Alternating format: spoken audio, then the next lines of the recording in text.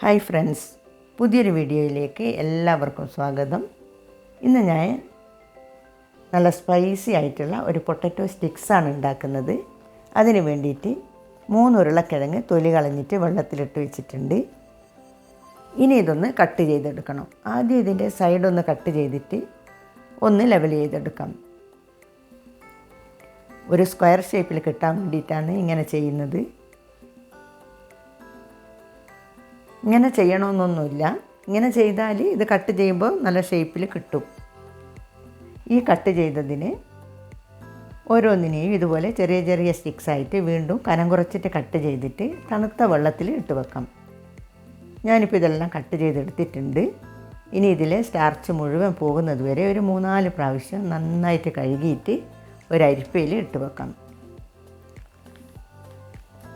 ഇനി ഒരു ടവലിൽ കുറച്ച് സമയം നിരത്തിയിട്ടിട്ട് ഫാനിൻ്റെ കീഴിൽ വെച്ചിട്ട് നന്നായിട്ട് ഇത് ഡ്രൈ ആക്കിയിട്ട് എടുക്കണം.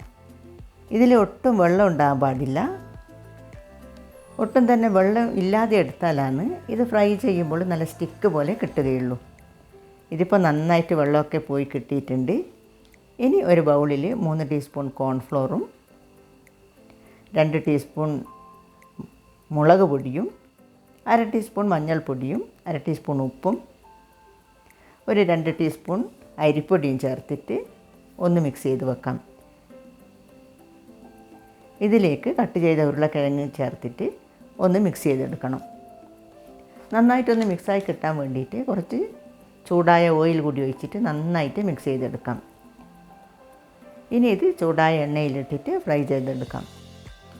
എണ്ണ നന്നായിട്ട് ചൂടായി കഴിഞ്ഞാൽ പിന്നെ മീഡിയം ഫ്ലെയിമിലിട്ടിട്ട് കുറച്ചായി ഇട്ടിട്ട് ഫ്രൈ ചെയ്തെടുത്താലും മതി. ലാസ്റ്റ് കുറച്ച് കറിവേപ്പില കൂടി ഫ്രൈ ചെയ്തെടുത്തിട്ട് ഇതിലേക്ക് ചേർക്കാം.